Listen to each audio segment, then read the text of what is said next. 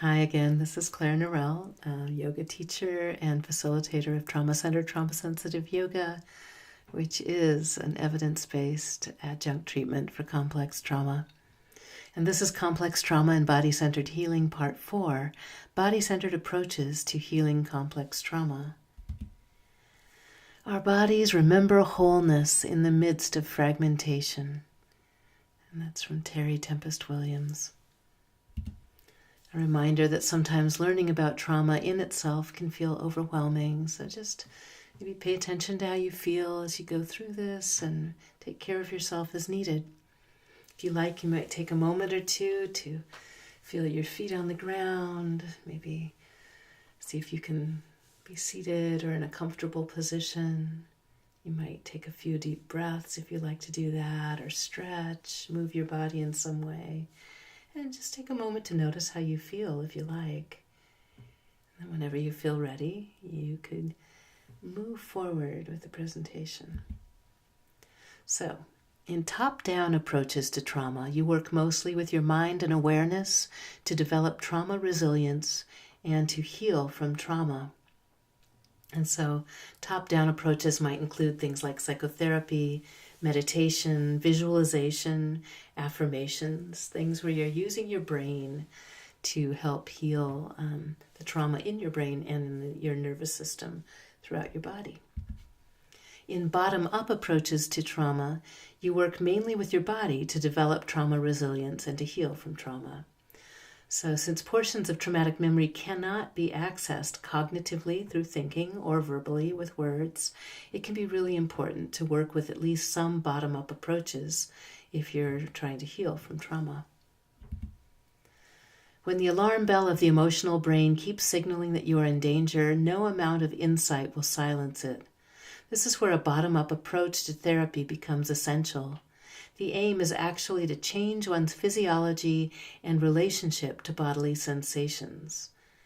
So that's another quote from Dr. Bessel van der Kolk, trauma researcher, brain researcher. And then coming up, is an incomplete list of some body-centered practices that work to heal trauma in specific ways. And so this is an incomplete list. I am, familiar with what I'm familiar with. I know less about some of these models, but I do know about kind of a variety of ways of working with your body to approach healing trauma in your nervous system. And so if you have suggestions regarding these lists, please feel welcome to contact me.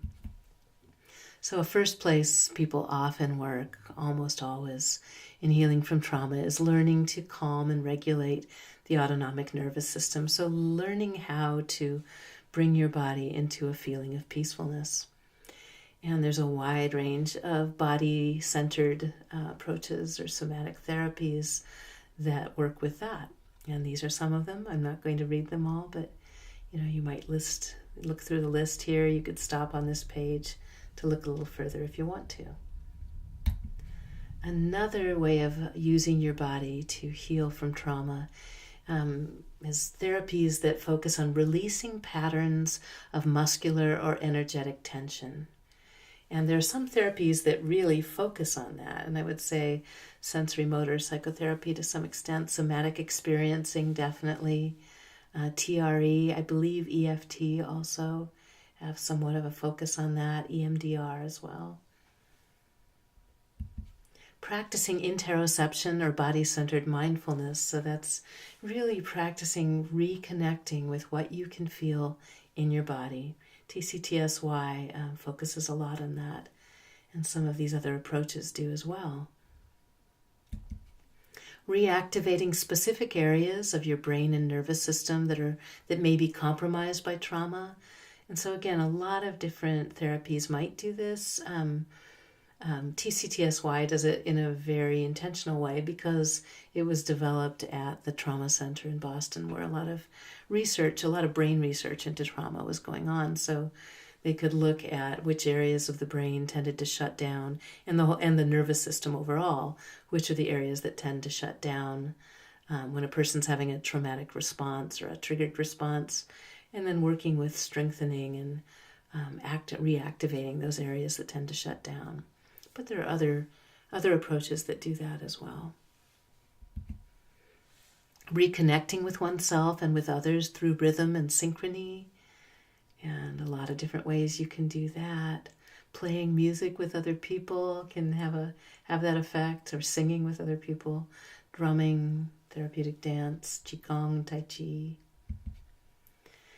Practicing self-determination. Here's a long one. Practicing self-determination through body-centered choice within safe, supportive, non-directive relationship with clear boundaries.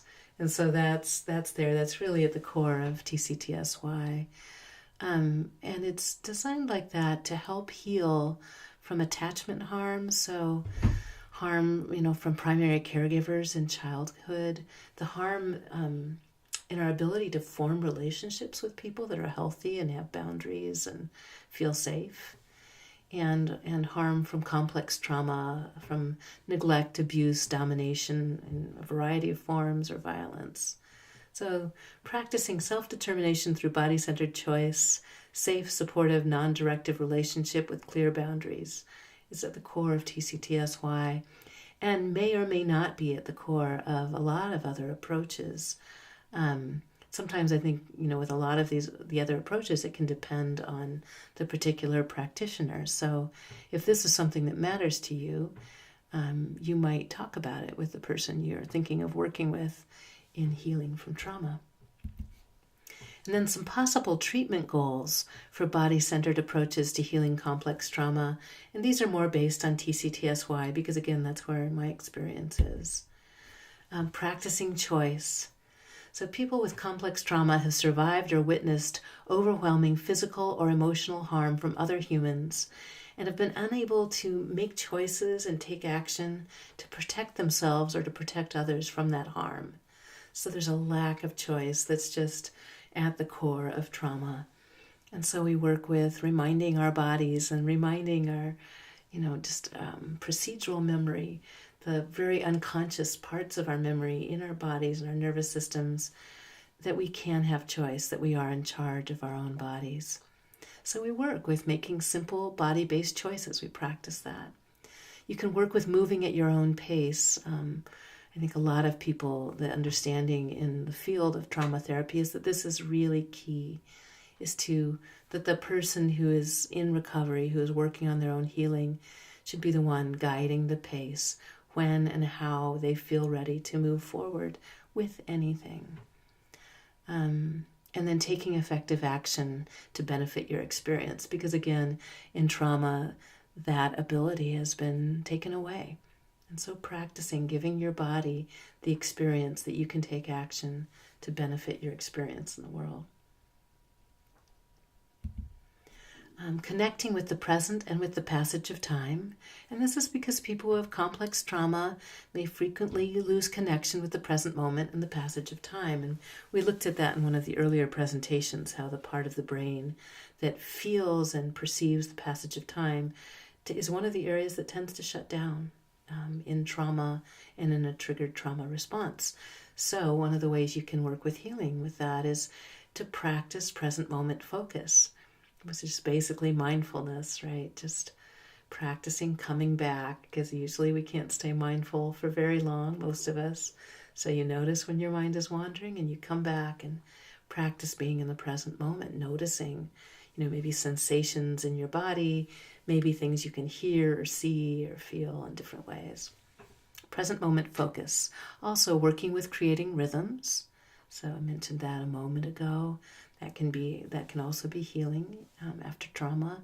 And then marking time, doing things to notice and feel the passage of time. So in trauma, TCTSY, Trauma Center, Trauma Sensitive Yoga, we work with marking time. So sometimes in a yoga position or a movement, we might say, okay, if you want to, you could stay here and just feel this position, maybe be in the position for 5, 4, 3, 2, 1. So people use practices like that in other places as well, but that can be something that can help you feel in your body the passage of time. Learn to feel and tolerate physical and emotional sensations. So that sense, again, of the narrow window of tolerance for sensations and experiences that happens with stress and with trauma. And you can begin to just pay attention to what you can feel and to expand your ability to tolerate sensations. And again, this is because people who have complex trauma may find it hard to accurately or tolerably feel present moment physical and emotional sensations. So you can work with practicing interoception, body-centered mindfulness, in movement and in stillness, and cultivating a sense of curiosity around body sensations. And these are skills that you can practice that neuroplasticity helps you get better at them the more you do them. Being in charge of your own body while exploring healthy connection with others. So having non-coercive, genuine interactions with other human beings, experiencing respect, autonomy, safe boundaries, being treated with respect, I should emphasize there. And then a sense of attunement, connection, maybe through shared rhythms of movement, and also learning how trauma works. So psychoeducation can help counter a sense of stigma and isolation that can allow you to have to connect a little more freely again. And again, this is because people who have complex trauma may find that distrust, shame, and other socially painful effects of complex trauma leave them feeling alone and isolated with difficulty trusting people. So these are all things we can work with, working with our bodies. And then taking ownership of your own practice and your own healing.